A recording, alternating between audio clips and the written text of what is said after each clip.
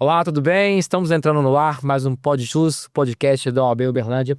E hoje é um tema super atualizado, recorrente ainda, que é exatamente os golpes em relação, golpes práticos, tanto bancários, quanto referente a compras de marketplace e entregas dentro de casas e condomínios. Estamos aqui hoje exatamente nesse episódio, vamos falar com o Dr. Pedro Neves Arruda, né, presidente da Comissão de Direito Bancário da OAB Uberlândia. Muito bem-vindo, Pedro. Vinícius, satisfação poder participar do PodJus e poder levar informação aí para a população. Obrigado. É uma maravilha, uma satisfação tremenda com grandes nomes. Estamos aqui hoje. Temos também o presidente da Comissão de Direito Condominial, Dr. Juliano Vitor Rocha. Muito bem-vindo. É um prazer tê-lo conosco aqui hoje. Satisfação, doutor, estar aqui participando desse podcast com um tema bastante relevante. Certo. E a doutora Nínive Pereira, né, também representando a Comissão do Direito do Consumidor da OAB Uberlândia também, né? Seja muito bem-vinda, Nínive. Muito obrigada. Eu gostaria de agradecer o convite, participar da mesa aqui com os doutores. É um prazer. Eu dispenso meu doutor, gente. Vocês ficam à vontade em relação a isso.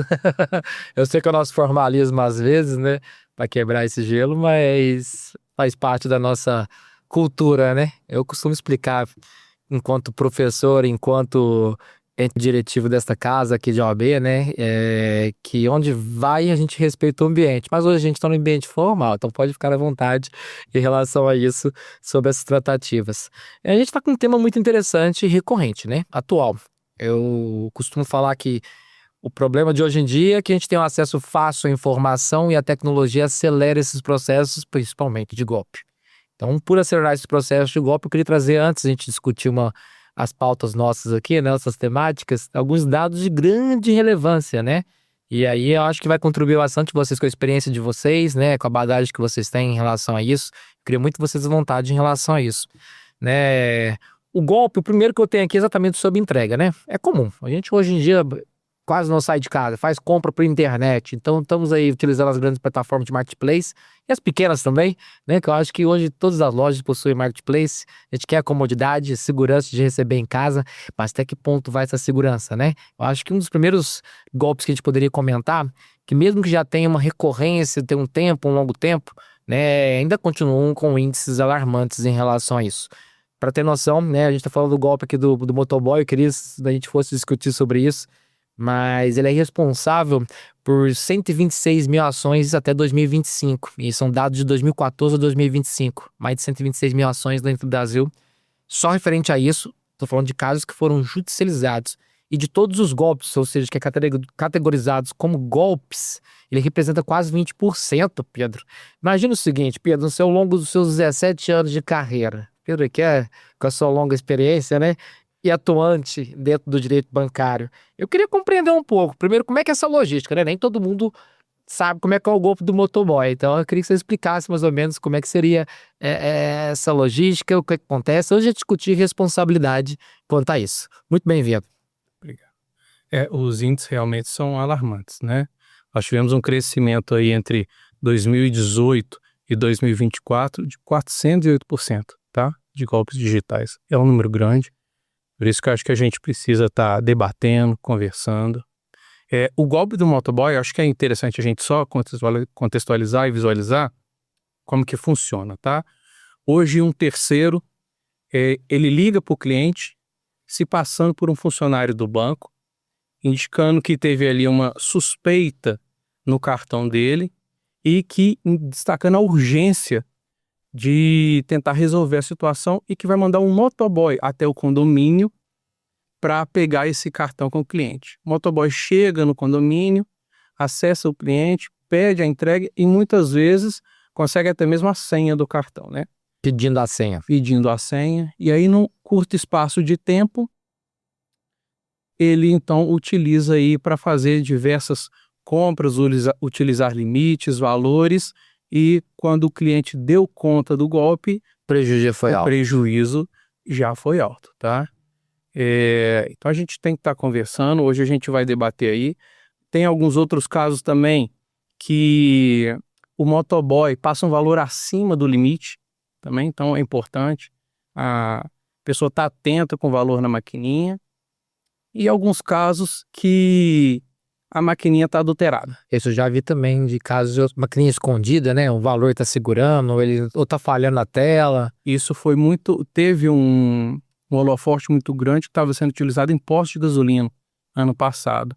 Então ele colocava ali, tampava a tela, o cliente na verdade estava digitando a senha. E eu acho que é hábito nosso, né? A gente nem olha, né? A gente olha lá o valor que tá na bomba de gasolina e vai passar o cartão só digitando. Não é da necessário confiança não, do frentista. E isso às vezes encaixa aqui, direito do consumidor, né? Se for dentro do posto de gasolina. Mas do motoboy, eu queria entender um pouco, né? O que é essa logística aí? A gente vai ter que encaixar aqui tanto a parte consumerista, quanto o banco, né? Quanto também, logicamente, principalmente se for dentro de condomínio, até onde cada um entra nessa esfera de possível responsabilidade ou responsabilidade nenhuma, tá? Sinta-se à vontade, que faz parte. O direito é gostoso por causa disso, né, gente? É o debate. Essa questão da responsabilidade, ela realmente está sendo discutida no judiciário. Existe hoje um entendimento aí que estaria atrelado ao risco da atividade bancária, então existiria aí o banco uma urgência de ser responsabilizado por isso, né? Que nós estamos falando aí, então de uma responsabilidade objetiva no direito que a gente fala, tá? Só que é importante a gente esclarecer até para orientar a população que não é automático. Eu sofri um golpe, o banco vai ser responsabilizado. Não, não é assim que funciona. Tem que ter uma comprovação da falha do banco, tá? E em alguns casos vai ser até discutido ali uma excludente de responsabilidade do banco por culpa exclusiva da vítima. Então é o caso do cara que entrega o cartão, entrega a senha, só porque o cara falou que era do banco, né? Então vai ter uma discussão jurídica. Nós vamos falar um pouquinho melhor do posicionamento jurídico do judiciário para frente, mas fica esse alerta aí, tá? Eu queria entender, assim, no âmbito... Você tocou numa feridinha aqui do condomínio, eu senti que o Juliano queria meio que comentar, né? Vamos lá, mandei entregar o motoboy, apareceu lá na porta do condomínio. Eu queria entender, né, as responsabilidades que tem um condomínio em relação ao seu condomínio, né? Sei se é o nome certo de se falar, com quem mora dentro dele, né? Até que ponto o condomínio, representando pelo vigilante ou porteiro ou quem seja ali, até que ponto ele pode estar atrelado ou não dessa liberação, ou participar disso, ou o condomínio não entra nisso, ele é simplesmente uma mera logística da forma de executar esse crime. Vamos lá. Olha, doutor, assim, primeiro ponto, nós precisamos fazer algumas separações. Os tipos de condomínio, porque às vezes a gente pega o hábito de falar condomínio. E aí, quando pego o hábito de falar condomínio, eu esqueço que existe condomínio necessário, condomínio edilício, associação, uma série de condomínio. Então, a partir desse princípio, a gente precisa entender porque cada um é regido por um tipo de lei. E aí, a partir desse momento, as responsabilidades.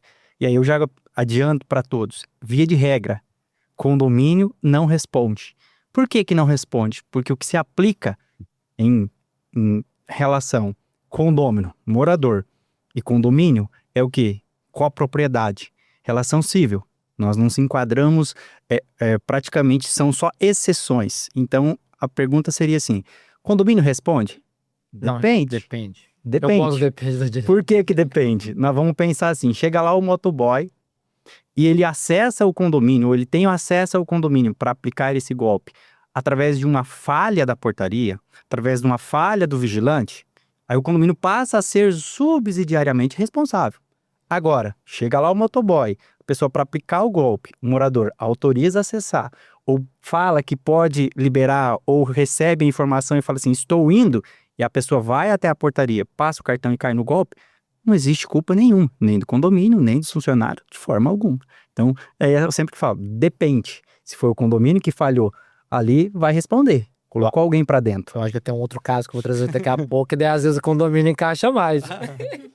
Eu queria entender um posicionamento consumerista, né, logicamente, que eu entendi que o lado do banco, o Pedro falou que não pode taxar ele pelo lado bancário e tal. Eu falei que pode ser que, né, o homem faz isso há 17 anos, né, e chega aqui querer mudar a forma de pensar e o posicionamento é meio cruel contigo, né, eu acho que a ideia é manter exatamente nisso. Mas escutar do lado consumerista, né, acho que a Nínive pode nos contribuir bastante. Vamos da relação, o condomínio não tem relação consumerista, deixou claro isso que é uma relação civil. Sim. O banco, até certo ponto, ele pode pedir uma excludente. Mas pelo lado do consumidor, esse golpe do motoboy, que é precisamente estamos falando, que é um grande índice que tem, né? Ou dessa entrega, vamos dizer aqui, né? O motoboy é a forma que a gente taxa, mas dessa entrega e dessa substituição. Que ponto que o consumidor, às vezes, porventura, possa ter uma responsabilidade ou, de fato, cabe excludente, ou qual que é as medidas? Eu queria até entender de forma prática mesmo, depois de falar posicionamento, medidas práticas que a gente pode fazer para evitar o caso caia nesses golpes, né? Como se proceder. Fala pra gente um pouquinho, Nínive. Então, conforme entendimento, né, jurisprudencial e o próprio CDC, ele designa a responsabilidade objetiva no banco, né, conforme pontuado pelo doutor Pedro. E isso quer dizer o quê? Né? Que ele deveria comprovar que não houve falha na segurança. Isso seria o quê? Basicamente, no caso do golpe do motoboy, teria que se verificar se o banco não vazou algum dado do cliente, alguma informação relevante, número da conta, agência, qualquer informação, né, que pudesse facilitar, né, esse uso desses dados pelo golpista, para que ele, a partir desses dados, convença o cliente e passe maior credibilidade, né, de que se trata de um funcionário legítimo do banco. Então, seria mais nesse sentido que é necessário averiguar a lógica e responsabilidade. Agora, se o cliente entrega o cartão e a senha, né, e de uma maneira que o banco não consiga prever que se trata de um negócio irregular, aí realmente seria um caso de culpa exclusiva do consumidor, né, e não teria que se falar de responsabilidade do banco. Por isso que eu acho que é tão fundamental a educação, né, digital, e acho que é um papel muito importante dos bancos mesmo, de fazer essa orientação para o cliente, explicar, né, as hipóteses de golpe, o que anda acontecendo, quais são os métodos, né, que o banco utiliza quando ele precisa verificar alguma informação, para que o consumidor ele, esteja consciente, né, e não caia nesse tipo de golpe. Mas seria basicamente nesse sentido, né?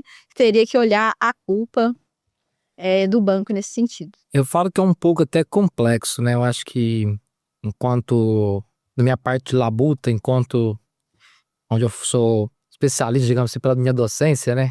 Eu tô ressentindo, né, gente? Mas igual há 16 anos da minha vida, e entre as matérias que eu mais tenho tempo que eu leciono, né, dentro do empresarial, é a parte de responsabilidade civil. Então eu entendo até que ponto o banco entra, até que ponto o próprio consumidor pode ser um possível excludente, já que é responsabilidade objetiva. Mas a gente tem órgão que regulamenta isso, né, Pedro? Eu queria que falasse um pouco do Banco Central, até que ponto onde o banco tem que tomar esses tratativos ou ele definir algum tipo de tratamento ali, principalmente as últimas que saíram, né? Acho que teve no final do ano, teve duas de uma vez que saiu recente, e você poderia comentar um pouco pra gente desses atos normativos do Banco Central, que daí a Nini vai fazer um paralelo conosco aqui de até onde o consumidor também pode fazer de forma preventiva. Vocês estão usando anos de experiência aí, a gente advogando para instituições, né? Mas eu acho que hoje aqui também a gente está para alertar a população. Eu tô novo ainda, tá? Deixando isso claro. Mas aqui, o Banco Central, ele tem o dever de, sim, regulamentar isso. E uma das regulamentações aí de expressão é que os bancos hoje, ele tem que ter um sistema de detectação de fraude, tá? Detectação de fraude. E monitorar o comportamento dos clientes, tá? Então isso é regulamentado, é uma coisa que os bancos têm que ter, tá? Para quê? Para identificar transações atípicas. Então, trazendo para o cotidiano, um exemplo fácil, né? Nós temos aí um cara que faz uma movimentação diária ali no limite máximo de R$10 mil, um Pix. Esse é bom, né? Que 10 mil por dia movimentado. Mas é uma realidade, principalmente do microempresário, né? Entra dinheiro e sai E dinheiro, hoje isso é verdade. o volume grande do... A advocacia, né, gente? Tanto dinheiro que entra, não é do cliente, não é nosso, então... Então, às vezes, tá ali a movimentação, a transação, pagar fornecedores, enfim. Então, faz uma transação ali no dia, no máximo R$10 mil. E, de uma vez, até R$5 mil. Então, um estelionatário consegue acesso aos dados dele, bancário, vê que na conta dele tem ali R$50 mil e, num curto espaço de tempo, faz ali uma transação, um Pix de 20 mil, acima do que ele já fazia, e em sequência faz outro de 20 mil e pega ali 10 mil, paga um boleto. Então, é uma transação atípica. Então, isso é regulamentado pelo Banco Central, que o banco consegue identificar que aquilo está fora do comportamento, o sistema de fraude detecta, então os bancos estão se preparando para essa realidade também, tá? Doutor Pedro, eu iria até aproveitar, até a gente tocando nesse assunto, mas é um paralelo no qual sentido? Isso aí nós estamos falando das transações suspeitas, mas o que acho que seria importante a gente entender é como que se obtém as informações do consumidor. Porque antes da pessoa aplicar o golpe, ela já tem acesso à informação. E foi um assunto Isso. polêmico aqui de... Acho que eu contei nos bastidores, pessoal. A gente teve um dos episódios do Pod Jus, nós trouxemos pessoas especializadas em tecnologia, né? A gente viu como é que eles conseguem com facilidade buscar esses dados. Nós temos uma dificuldade de achar o endereço quando a gente não acha de cliente. Execução, né? Né? Execução, aí agora o golpista lá em 2 segundos, ele acha até o nome da avó, do vô, o nome do cachorro, o endereço, os 4 endereços diferentes. Ó. Então, como eu coloquei hoje, o sistema financeiro ele é altamente tecnológico, tá? E hoje o grande volume de golpe usa muito a manipulação das vítimas para conseguir informações. Do próprio vítima. Então, nós temos algumas informações hoje que são fáceis de conseguir na rede. Então, hoje você entra no Facebook, tá seu nome, Do seu data de cônjuge. nascimento do seu cônjuge. Então, aquilo ali, muitas vezes, o golpista, o estelionatário, liga na sua casa e fala, é do banco. Eu coloco até do meu cachorro, gente. Tá lá, tem foto dele. Eu estou falando, cita o nome do cliente, eu gostaria que você me confirmasse a sua data de nascimento. E fala a data. E a partir daquilo ali, passa uma credibilidade para a pessoa que ela entra. E aí, a partir daí, o golpista começa a perguntar, você pode agora, para eu ver se é você mesmo, confirmar os seus dados bancários? Você pode confirmar a sua agência, a sua conta?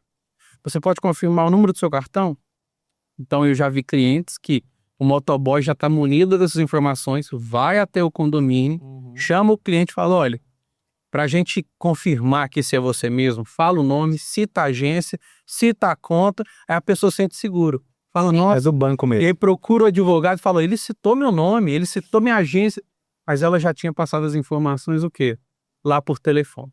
Então é por isso que esse podcast aqui, ele é muito mais do que uma conversa jurídica, é um alerta para a população, tá? Eu acho que essa questão aí que a Aní colocou da educação digital, né? Eu acho que todos nós, né, as instituições financeiras, a OAB, a gente tem que estar unido nisso daí para evitar essa situação, tá? Eu falo muito assim, nessa questão da tecnologia chegar dentro dos condomínios. Hoje, eu acredito, não sei se todos os senhores aqui e até os demais moram em condomínio ou já moraram. E hoje nós temos, assim, praticamente, não vou dizer 100%, mas a grande massa dos condomínios através de sistema, seja da administradora, de reconhecimento facial e dados. E aí a preocupação que hoje eu levo muito isso e destaco a importância do profissionalismo, de se ter ali no condomínio, porque hoje os índices que as grandes cidades estão se verticalizando, então o índice de pessoas que vão para moradias verticalizadas, condomínio edilício, é muito maior. E aí, como que está a segurança dos dados? Porventura, eu sempre falo assim, alguém já teve a curiosidade de saber qual é a política de privacidade da empresa, do sistema de controle de acesso? Aonde estão os seus dados? Nem tem, só aceita por causa que é rápido, né? Ele aula, E aí assim, o condomínio, eu sempre falo assim, ele acaba envolvendo muitas áreas ali dentro. E aí nós temos, às vezes, a pergunta foi proposital no sentido de entender quando há um vazamento de dados em massa, que é aí que a doutora falaria da responsabilidade objetiva do banco, porque o banco vazou os dados. Mas agora, neste outro caso, não. Mas e se os dados vierem de outra fonte? Se vierem do sistema da administradora, onde você pega o boleto, ou do sistema de controle de acesso do condomínio? E às vezes é nem pelo próprio sistema, né? Como é um contato de um boleto, só contar para fazer um caso aqui real mesmo, né? Um condomínio, ele fazia o pagamento tudo certinho, tudo sistema guardado, nuvem, com proteção. Só que o boleto, a forma de armazenar depois que o boleto era pago dos condôminos, ficava em uma pasta comum de servidor. Ele escaneava, literalmente ele recebia, ele imprimia, olha só, ele recebia o pagamento, mandava o boleto, o condômino tirava do sistema, pagava. E aí, às vezes, o próprio comprovante aparecia no sistema, em vez de deixar arquivado, o funcionário imprimia literalmente, escaneava novamente, ou salvava o PDF numa outra pasta de arquivo interno. O vazamento ocorreu dentro desse computador, por quê? Porque levavam informações para casa, sabe? Trabalho de levar de home office, às vezes notebook pessoal mesmo. E não foi por maldade, porque ele clicou no link de spam, outros que envolveram mais de um golpe, né? Exatamente desses e-mail que chega e paga um boleto, ele clicou, conseguiram acessar tudo que era formalização como boleto, que eu imagino que o sistema fez essa busca no computador dele, e acharam todos os boletos do condomínio. Só souberam que foi um vazamento assim rastreável dele, porque foi coincidência que sabia da cara do condomínio, porque na hora que viu que todo mundo do condomínio começou a receber o mesmo tipo de golpe, foi em cadeia, falou, veio de algum lugar. Bom, o que a gente tem em comum aqui? O condomínio. Então, fulano, ciclano, jogaram no grupo, né? Cuidado, estão usando a foto do vizinho ciclano. E aí, o engraçado, como é que eles acessam fotos, né? E começa aí a virar uma série de golpes nesse sentido. Eu queria estar escutando a Nínive, né? Se tem alguma dica nessa questão do motoboy, de entrega. A gente vai entrar sobre entrega de e-commerce, mas de marketplace. Pro consumidor mesmo, dá seu recado do consumidor, como é que ele pode agir de forma preventiva. E não tem classe nem idade, né, pessoal? Esse é fato. Eu contei aqui agora um caso de um cliente meu, né, que tem um nível intelectual altíssimo e, infelizmente, caiu num golpe de R$40 mil. Então, assim, não tem idade, não tem faixa etária que escolher, não tem essa classe social, mas eu queria que umas dicas para poder indicar, já que nós temos um papel informativo, né? Então, como é que o consumidor pode segurar a barra, principalmente questão do motoboy, que é o nosso foco, e alguns outros tipos de golpes, né, Nínive? Então, conforme o doutor disse, não existe, né, uma idade. Lógico que os mais velhos, pela questão da tecnologia, às vezes têm mais dificuldade, né, de verificar, por exemplo, se um site é verdadeiro, se um boleto é verdadeiro, mas isso não exime, porque todos nós temos dias ruins e parece que os bandidos se aproveitam justamente, às vezes, num dia que o consumidor está num dia mais ruim, assim, e manda, né, um boleto ou liga falando, passaram um valor na sua compra, você autoriza esse valor? Então, o que eu daria de dica, né, para o consumidor seria ficar bastante atento, sempre desconfiar. Na dúvida, desconfie, procure conhecer a veracidade, né, dos documentos que são apresentados. Ficou com dúvida se trata de alguém do banco? Ligue para o banco, né? Hoje em dia existem diversos números oficiais que você pode entrar em contato. Então, na dúvida, busque orientação, busque ajuda, pergunte, nem que seja seu vizinho, seu amigo, fala, me mandaram isso aqui. Será que é verdade? Então, eu acredito que na dúvida, busque, né, assim, outras opiniões, em vez de no desespero, muitas vezes, que as pessoas ficam desesperadas, né? Quando mexe com o banco, com dinheiro, as pessoas ficam desesperadas, e eu acho que é aí o maior erro, assim, que é onde os bandidos se aproveitam dessa vulnerabilidade, né, do consumidor para passar esses golpes. Então, eu acho que isso seria o mais importante, ter tranquilidade, né, com as situações. Mas quando eu falo que pode acontecer com qualquer um, eu trouxe tô fazendo uma cópia de uns dados que o Pedro trouxe pra gente no nosso bate-papo anterior, né? 2024 teve 281 mil casos registrados, né? E tem um dado alarmante aqui que no mínimo 24, 25% da população já sofreu algum tipo de golpe de prejuízo. E isso é os que divulgaram, né? Porque muitas das vezes, quando a gente fala de vulnerabilidade mesmo, tem a vergonha de falar que caiu num golpe, que seja R$300, 150, pagou e não recebeu, né? E principalmente quando tá linkados, não só, por exemplo, do motoboy, né? Ou do boleto falso. A gente tá falando de, por exemplo, da alta crescente que tem aqui, que hoje cada vez mais a gente tocou no assunto, que é de marketplace mesmo, de e-commerce, essas compras virtuais, digamos assim, compras online, né? Que é o nome correto de se fazer, né? Porque pela facilidade, mas também é um ambiente que está totalmente exposto. Eu vou dar um exemplo prático aqui para a gente iniciar sobre essa outra vertente, que exatamente teve um cliente meu, né? Empresário com condições, e olha só que a gente sabe que foi vazamento porque foi o mesmo valor. Ele passou uma quantia e aí apareceu os dados de estabelecimento dentro da plataforma com outro nome. Eu falei, estranho, né? Não reconheço. Ele contestou, ele é todo prevenido nisso, contestou. Aí depois a pessoa entrou em contato, você contestou a compra, já está enviado para o senhor, então quer que cancele o pedido? Ele, não, vou passar novamente pro senhor, me manda o link novamente que eu faço a compra. A história era essa. E aí chegou um boleto no e-mail com um valor exato, inclusive centavos. Então foi tão automático, não dava para ligar pro mercado, pro estabelecimento, para onde seja. Foi tão automático que ele simplesmente pegou o boleto, fez o pagamento e falou, tá ok. E nem mandou o comprovante, ele falou, imagina que vai cair lá pro sujeito. E o sujeito continuou cobrando ele ainda, né? E aí, vai passar? E aí, vai passar? Te mandei o link. Ele falou, já paguei o boleto. Não, o senhor não pagou. O senhor não pagou, foi ver. Já que baixo o comprovante, de fato, constavam outros dados de terceiro. No boleto, estavam os dados perfeitos de onde era a compra, não tinha o nome realmente, mas de onde era a compra, valor, né? E a data gerada mesmo do evento do cancelamento. E aí a gente foi perguntar, né? A plataforma não tem reconhecimento? Tanto que a plataforma nem discutiu. Ela fez o ressarcimento, abriu como um antifraude. E então discutiram lá até hoje ainda. E ele fez o pagamento novamente. Tem chance de considerar lá incontestável. E o Pedro vai entender muito mais disso, vai posicionar do banco. Mas o índice alarmante, igual eu falo, a gente não escolhe, né? E eu acho que o índice de crescimento que é interessante. Eu acho que grande parte hoje vai para todo mundo que já fez compra marketplace, né? Então, de algum lugar, quando a gente não vai no próprio estabelecimento, ele te induz a comprar no marketplace em virtude de questões tributárias que não vêm ao caso. Então, a gente está falando assim, de compras recorrentes, comuns, né? Pedro, eu queria escutar de você um pouco sobre esses golpes financeiros dentro de plataformas, né? Até onde o banco entra, porque o banco às vezes é intermediador, eu compreendo isso, ou a plataforma tem muito mais responsabilidade, ou a gente for pro lado consumerista, todo mundo encaixa na cadeia de fornecimento. Sim. Aí se eu mando entregar no condomínio, o condomínio, e aí até que ponto eu recebo e somo mercadoria, mercadoria vem incorreta, mas ele deu a veracidade de que recebeu, principalmente condomínio maior, né? Eu quero escutar esse bate-papo com vocês de forma livre aí, né? E a gente... Vamos iniciar com a nível de consumerista, que a visão dela vai ser mais radical que a nossa, que é empresário. Vamos sim. Eu só gostaria... Nós é empresarial, a gente vai Vamos sim. Só gostaria de trazer duas coisas. Quando você trouxe 20%, né? Representa 40 milhões de pessoas, né? 40 milhões de pessoas que já tiveram algum prejuízo financeiro por conta de um golpe. Né? É muita gente. Relaxa, é muita gente. E aí que você falou também do como evitar, né? É importante. Você falou, está no automático. Esse é um grande... É onde os estelionatários aproveitam. Tá no automático, tá na correria, né? Mas não, é importante. Vai fazer um pagamento no boleto? Olhar o nome, olhar para quem está sendo feito, né? Banco não pede para pegar cartão em casa, banco não faz isso, tá? Fica à vontade.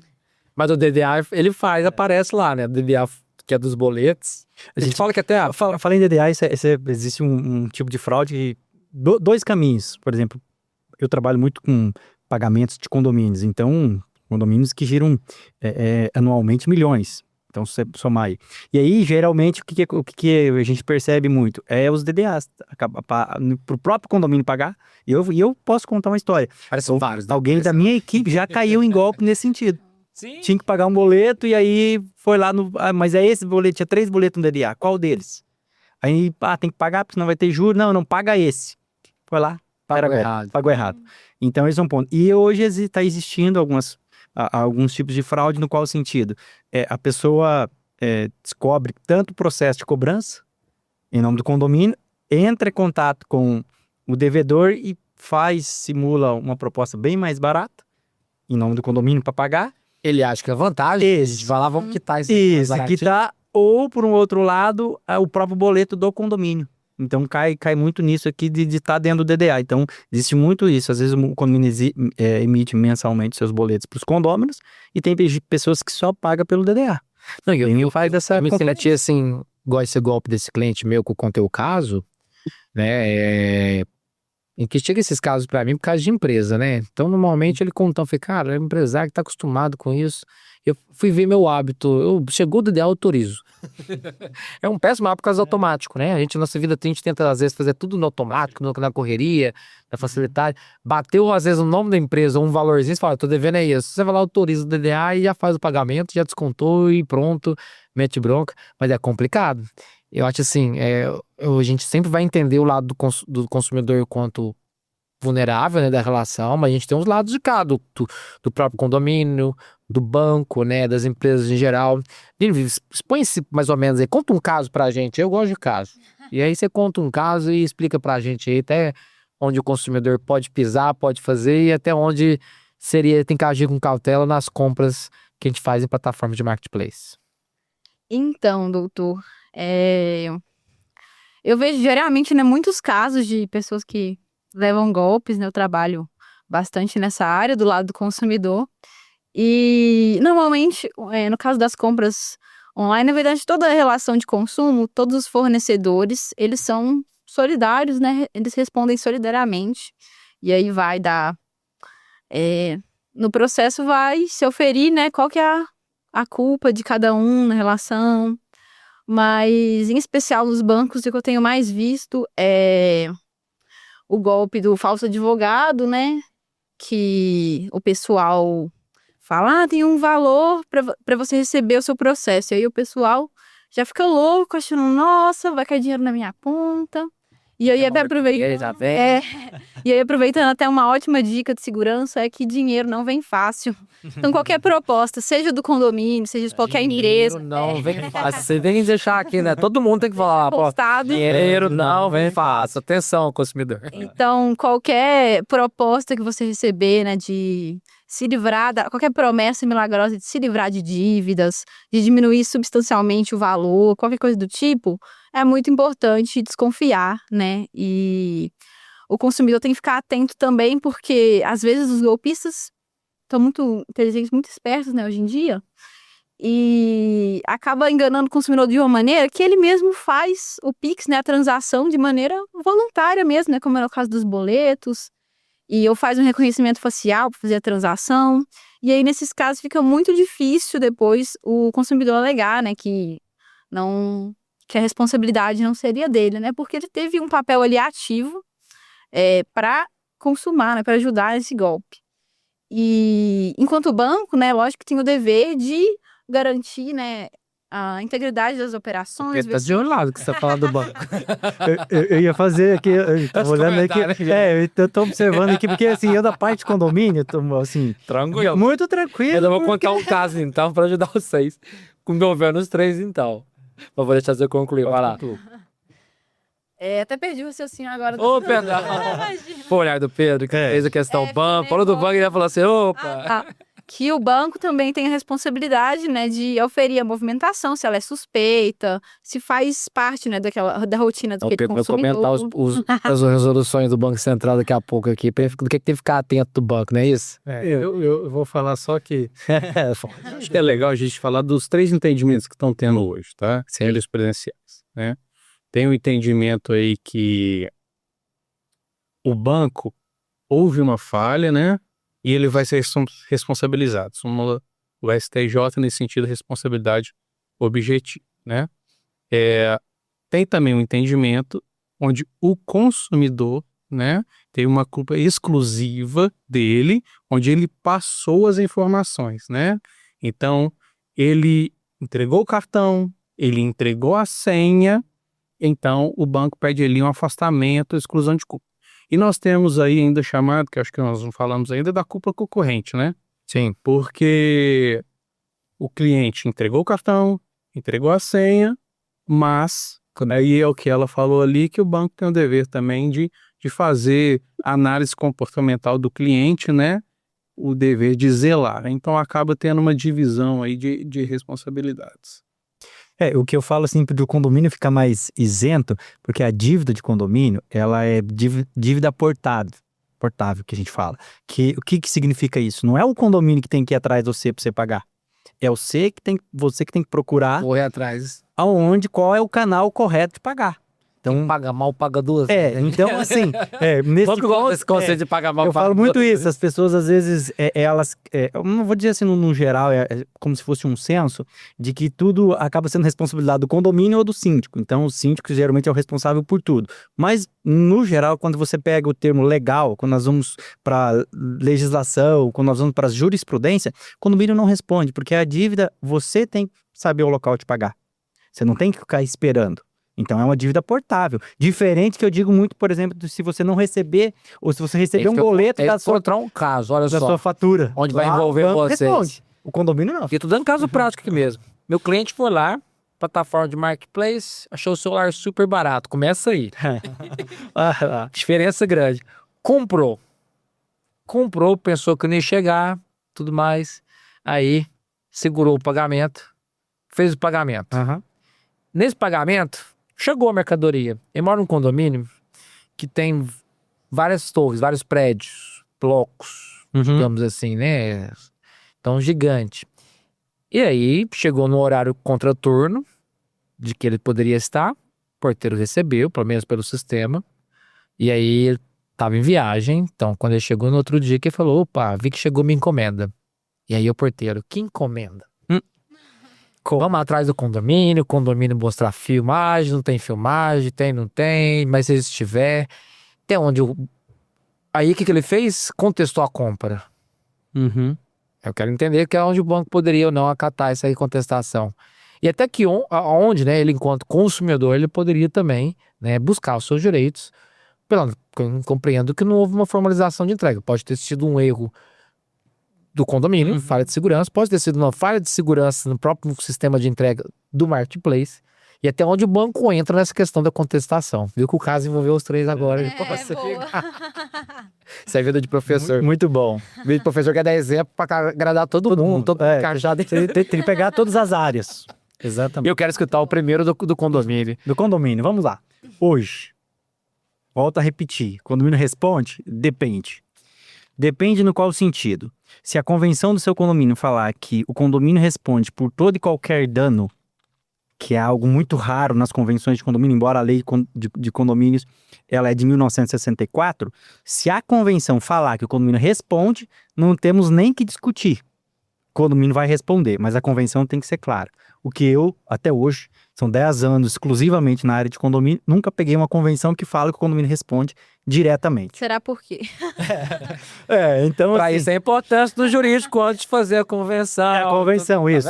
Hoje eu debato muito isso, que o problema às vezes começa Na origem, né? lá nas construtoras. E aí nós vamos deixar mais um pouquinho para o final falar desse tema, mas a origem às vezes do problema, do caos da portaria, da falha, tudo isso está às vezes lá no início, na sua... onde nasce o empreendimento nisso. Mas seguindo aqui essa questão da correspondência, ou da entrega, ou da compra. Condomínio responde, depende.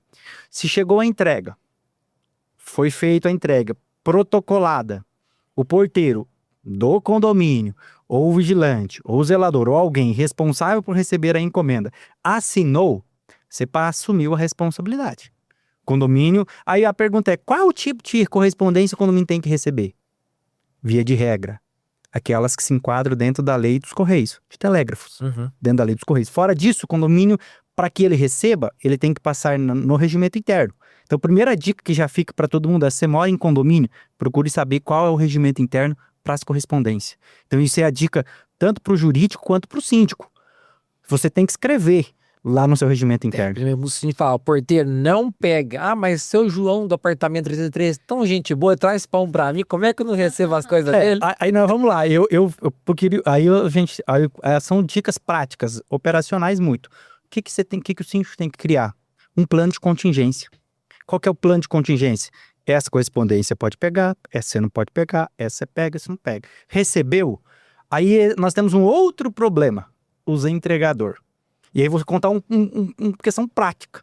Lá no meu escritório, compro alguns livros online, e aí, geralmente, às vezes tem alguém no escritório, às vezes não tem. O pessoal vai tudo pro home office. O que foi feito? Chegou o entregador do meu livro, ele jogou o livro por cima do portão. E aí eu tenho um cachorro, o Marley.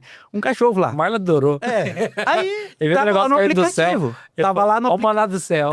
Tava lá no aplicativo. Entregue ao morador do endereço. Não, o morador.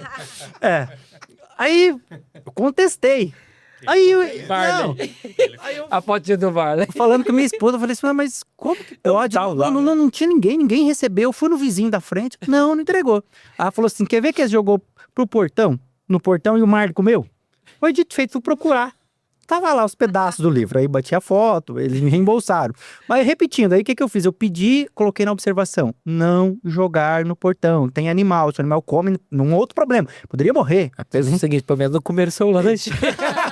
Você pede o lanche, chega aberto, violado. Resumindo, eles entregaram e jogaram de novo. Mas aonde eu quero chegar com isso dos entregadores? Tava lá, falta de preparo. Ele chega na portaria de condomínio com 40 encomendas. Do mesmo jeito. E aí que é um lado de logística reversa mesmo, né? Aí eu tô falando com propriedade das empresas. As empresas têm que fazer a entrega. Então, normalmente, ela terceiriza, quarteiriza, né? Não é nem uma terceirização mais. Ele pega uma logística, essa logística vai lá e quarteirizar a entrega. Ela perde o padrão. Perde o padrão mesmo de qualidade. Por mais que ela... eu sei que essas grandes, elas exigem da forma quem pode ser os prestadores de entrega para ele. Só que ele ganha pela Pela rota e pelo cumprir o Quantidade. prazo. Porque se ele não entregou no prazo de novo, ele é obrigado a ir lá voltar no depósito, devolver e só no outro dia fazer a entrega da mercadoria. Ele não pode dormir com ela pra fazer a entrega. Por questão de segurança, logicamente. É. E aí você pensa o seguinte, é que é entrega rápido. Aham. E aí qual que é o objetivo dele? Jogar pro Marley, meu amigo. Não, porém é isso. Aí nós vamos chegar no problema da responsabilidade do condomínio. Porque ele chega lá com 40 encomendas. Vamos pensar um condomínio de 500 unidades. Aí aquele vucu-vucu ali pro porteiro receber. O entregador, ele não tem a paciência de esperar o porteiro fazer o quê? Conferir uma por uma. Aí o entregador faz a rota. O que que acontece? Ele já conhece o nome do porteiro e o documento do porteiro. Então ele só chega lá com aquela mala de encomendas, Você nem sou João. 30 encomendas. Coloca lá, não dá tempo, anota como entregue o nome do porteiro e pica a mula. Pronto. Aí tá lá o morador pro condomínio. Cadê minha encomenda? Não, mas a que eu entregue. Olha o nome do porteiro aqui. Então é aí o problema. E aí nós vamos abrir aqui pra vocês. Mas esse caso prático, Porque assim vai muito esse caso prático que eu te comprei do celular foi exatamente isso. Na descoberta da câmera, a gente Aham. verifica que chega 4 envelopes, 4 encomendas, na hora tá assinado 5. Então a gente foi rastrear, verificamos que era o transporte. A transportadora a gente tentou localizou, mas não sabia quem fez a entrega. Ela não tinha um controle nem de quem fazia a entrega. Porque era aquele que faz por... Não sei se é não deve ser um day use lá, é um utilitário. Você pode cadastrar no dia para fazer a entrega no dia, se estiver à toa. Tô à toa, quero aproveitar que faço serviço de aplicativo, de motorista de aplicativo, é ótimo, né, gente? Já imaginei o cara dirigindo o aplicativo, motorista, né, referente a pedidos de aplicativo. E se você quiser colocar na rota dele naquele dia só, pode. Então é muito difícil ele rastrear. Olha só uma falha que tem gigantesca. Mas nesse caso, Como não que podemos escapar, Aham. O condomínio assinou, Juliana. Então, mas aí depende. Aí tem que provar. Por isso que nós entramos naquela questão. A partir do momento que eu recebo a encomenda, que tem a comprovação de que efetivamente eu recebi, você assume a responsabilidade. Eu Traz pra você. já tive condomínios que teve que indenizar. Sim. Não teve jeito. Por quê? Procedimentos errados. Porteiro não conferiu na hora que recebeu. Isso é as dicas. Então, tem que ter uma equipe treinada. Saber o que está recebendo. Segundo, recebeu, protocola. Registra. Protocola, registra. Porque também rodam turnos dentro de portaria, Sim. geralmente. E aí, entrega errado, entrega para o morador errado. Isso acontece muito. Então, primeiro tem que ter um processo de recebimento de correspondência. Quando o menino recebeu, passou a ser o responsável. Se aquela encomenda for violada, se ela for desaparecida, ou se porventura deu como entregue e não está ali, é a responsabilidade do condomínio. Aí o que o condomínio tem que ter? Só para vocês entenderem. Câmera com áudio e vídeo. Sistema de controle na hora que as correspondências chegam, de protocolo, para avisar o morador que a correspondência foi protocolada, porque automaticamente chegou 10, agora falou 5 encomendas, mas só tinha 4 fisicamente, como que o condomínio se protege? O condomínio não recebeu. Ele não pode também assumir a responsabilidade daquilo que ele não recebeu. Portanto, o que tem que ser feito é que seja feita ali um processo. Então tem que se desenhar. O condomínio tem que ter um processo de receber as correspondências. Eu dou muito rala nos porteiros, nos condomínios que eu giro. Cara, você pegou a correspondência. Você não pode passar pro próximo turno sem protocolar. Eu costumo falar, mas o cara traz pão pra mim, me chama pelo nome. Então, cara, isso aí é... Joãozinho, tá aqui, assina aí, tá com pressa. Essa responsabilidade aí do condomínio realmente é tão importante que a gente vê que hoje o Código de Processo Civil, Uhum. ela possibilita Citação. porteiros receberem citações e intimações. Ah, Olha o nível da responsabilidade de um num condomínio condomínio. Verdade. que não entrega uma intimação Corretamente no prazo, né? corretamente dentro do prazo, né? O que que isso pode gerar? Um caso prático aqui, doutor, você vai lá. Daí nós vai envolver isso aqui, ó. E aí, é mais ou menos o casinho que você contou, doutor. Ó, o que que acontece? O porteiro recebe um cartão de crédito, dá como entregue. O condomínio não tinha nenhum processo de controle de correspondência. Esse cartão, no fim, não foi entregue. O carteiro, o entregador, desconfiou pelos dados que ele conhecia, abriu o cartão, validou ele e usou todo o limite do cartão. Depois colocou dentro do envelope ou não? Não, não. Aí deu como entregue Eita. e aí ficou a briga. O condomínio recebeu, usou, o carteiro usou, de quem é responsável? O banco? Ou não foi o banco? Porque teve fraude também, na hora de validar os dados? É, banco. Mas ele só deu entregue pro condomínio. É, Como se tivesse entregado pro condomínio, mas não entregou. Não E ele só entregou. assinou, ele só recebe lá um tanto de um envelope. tanto de envelope. Ah, entendi. Ei, banco, eu vou escutar o Pedro. Ele tá postando ali, banco, ei, banco. Olha aqui. porteiro assinou e recebeu. Concordo com o doutor. Você tava ele olhando aqui pra mim. Não, mas assim, não ficou comprovado que ele entregou. O condomínio não tinha um protocolo. Foi falha. Mas eu já vi, e nesse caso, a justiça condenou o condomínio Nós a vamos... pagar. No máximo, Condenou. o banco, eles Não, nem acho que nem entrou nessa esfera. Eu estou dizendo que aí é o contexto de incluir o banco, né? Porque o banco, na hora da validação dos dados, talvez tá na fase de segurança. isso na fase de segurança. Mas a contestação foi: condomínio, você subiu minha correspondência. Cadê? E tá aqui o prejuízo. Aí o Uma das condomínio acabou respondendo. vantagens, para não falar que é entendimento, já teve esse áudio civilista, mas uma das vantagens que tem no condomínio é exatamente o dever de segurança, vigia, de estar lá com essa facilidade de portaria, de recebíveis. Depende. Condomínio cuida das áreas comuns, não dos seus bens privativos. Então esse Não é. tem nada. Mas eu Depende. acredito que O consumidor é sempre ele tá a parte frágil e eu tô vendo que agora tá perdendo aqui. Com condomínio, no consumidor, Então, mas eu infelizmente, é acredito que os difícil. protocolos, né, de regularização é uma coisa boa tanto para o condomínio quanto para o condômino, né, Condômino. para ter essa segurança. Porque lógico que, apesar de não ser o papel principal, né, do condomínio, se espera que em um prédio com portaria, que tenha essa praticidade, né, de receberem suas encomendas, por mais que tenha limitação nesse tipo de encomenda receber. E eu acredito que o protocolo entra muito nesse lugar de segurança para os dois, né?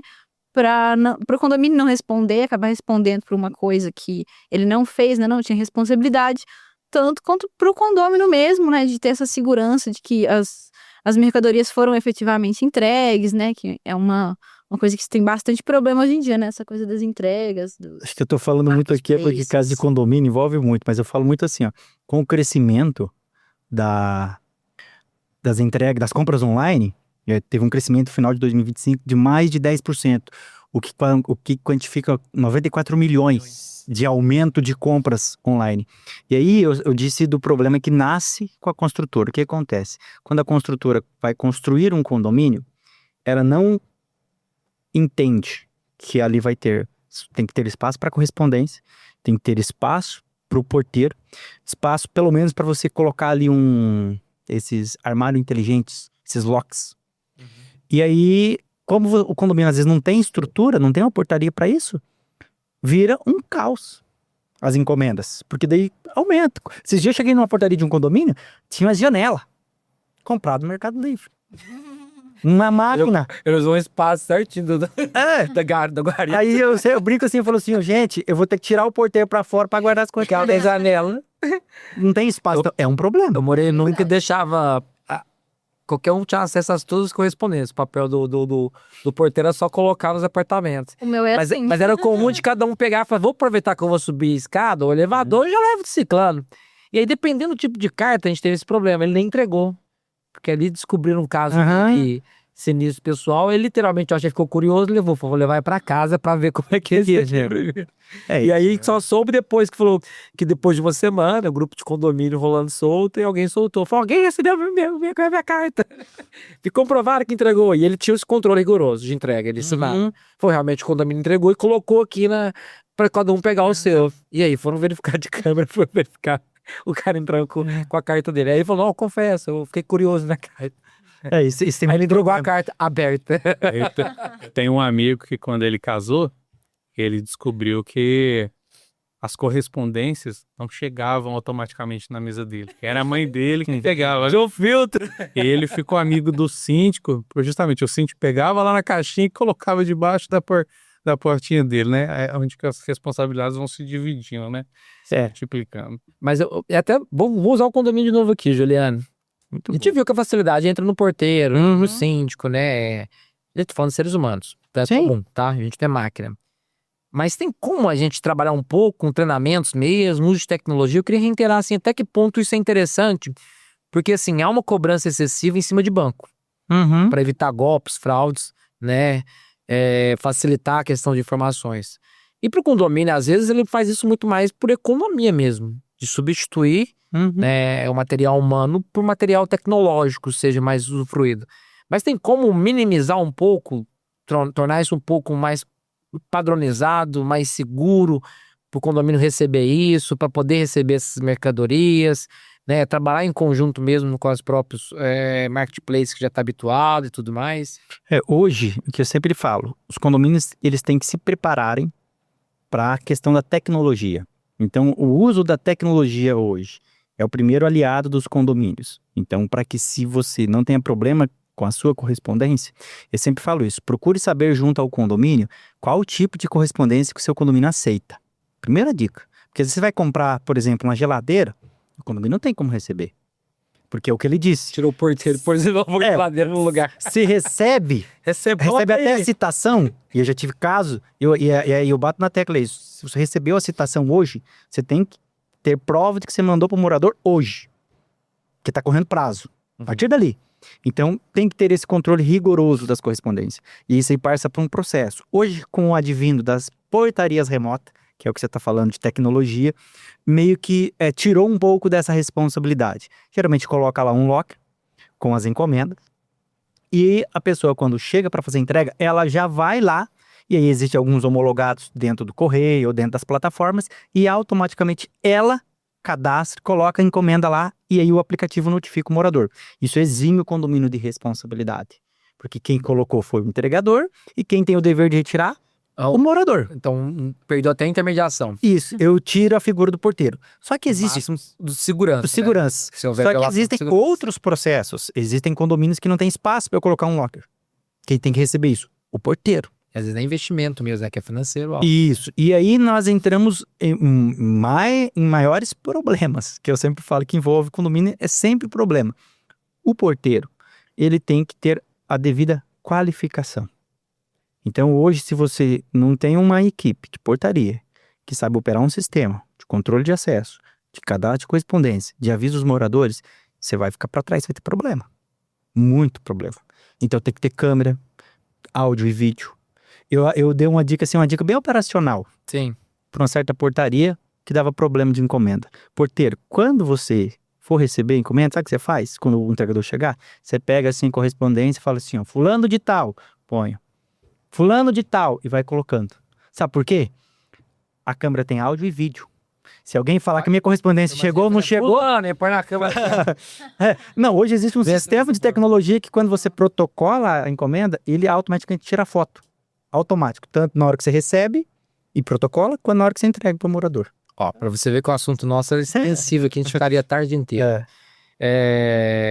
Eu queria deixar algumas mensagens finais, a gente tá caminhando para nossa conclusão aqui. A gente vai ter que marcar um outro Só eu que falei, né? Não, acho que fluiu bastante. A gente vai ter que marcar um bate-papo. Porque eu tô curioso, por exemplo, dos regramentos do Banco Central, até onde o banco entra, até onde o consumidor possui, né, direitos, digamos assim, em relação a isso. Um tema que está sendo discutido, a gente falou judicialmente fora, a diferença de golpe, fraude, até onde o banco é ou não isento, né? Eu acho que são teorias que estão sendo aplicadas recentemente dentro do judiciário, né? Até onde, quando eu faço entrega, o condomínio tem ou não esse dever em vigilando, né? Em custodiando, sei lá, que você encaixaria nessas hipóteses, porque Boa discussão isso aí. seria discussões interessantes. E que a gente delongaria aqui, né? Mas como é uma parte interessada a gente convidar, logicamente, para ter essas discussões, né? Eu vou instigá-los que os senhores comentem em redes sociais dos senhores. Então, vamos deixar uma mensagem final, aí vocês deixam o Instagram de vocês, tá? E aí a gente faz de forma exatamente para o pessoal seguir, e aí vocês têm essa missão boa de completar lá no Instagram, mesmo quem é low profile, igual o Pedro, de postar exatamente, falar lá uma mensagem, né, de dica de segurança, ou responsabilidade do banco, ou até onde pode ou não entrar nessa esfera bancária, e assim como cada um da sua área. Eu acho que é interessante esse desafio. Inclusive marcar a gente, marcar o AB, que daí a gente consegue divulgar isso. O desafio está lançado, né? E os senhores têm essa competência, essa habilidade. Essa competência, né, de falar, e eu acho essa responsabilidade enquanto dirigentes, enquanto membros de comissões. Então eu acho que tem essa importância de falar. Nínive, vamos iniciar com você uma mensagem final para o consumidor, dessa questão de golpes, de entrega, motoboy, né? E não esquece de deixar seu @ aí para o pessoal seguir. Então, a minha dica é para o consumidor sempre certificar que está comprando de uma plataforma, de um marketplace confiável, que tem renome no mercado. Faça pesquisas, se ele tem reclamações no Procon, no consumidor.gov. Existem hoje em dia muitos dados, né, que o consumidor pode acessar para verificar se uma empresa ela trabalha, né, corretamente, se ela presta corretamente esse serviço, se existem muitas reclamações. Também, se for vender ou comprar alguma coisa em uma plataforma, certifique-se de fazer tudo pela plataforma, porque às vezes o pessoal anuncia e vai conversar, resolver no Zap. E aí depois quer falar, ó, a plataforma teve falha no serviço, né, porque permitiu que esse golpista entrasse, mas você fez todos os procedimentos corretamente pela plataforma? Então, esse é um ponto muito interessante, necessário de se observar. E também, conforme a gente expôs aqui, não existe dinheiro fácil, então se te oferecerem algum desconto muito alto, suspeite, procure as plataformas do banco, ligue para o seu gerente, para a central. Então, para o consumidor, o mais importante é estar sempre atento aos seus direitos, atento às coisas ao redor, porque qualquer sinal de vacilo tem um golpista preparado para tirar o seu dinheiro. Deixa seu arroba aí pro pessoal Ai, seguir. Meu arroba é Nínive Pereira, pode me seguir lá no Instagram, faço muito conteúdo de direito do consumidor, Nível pode nos seguir lá. próximo a gente tem uns alcances ótimos aqui. Sim. Nínive Pereira. Juliano? Olha, hoje o que eu sempre gosto de destacar, puxando para o lado do direito condominial, não existe empresa que não tenha um setor jurídico. E o condomínios é empresa. Então, se você quer que o seu condomínio passe a ser organizado, Seria profissional, né? tenha, primeiro, um jurídico, para que o jurídico da área vai validar tudo isso.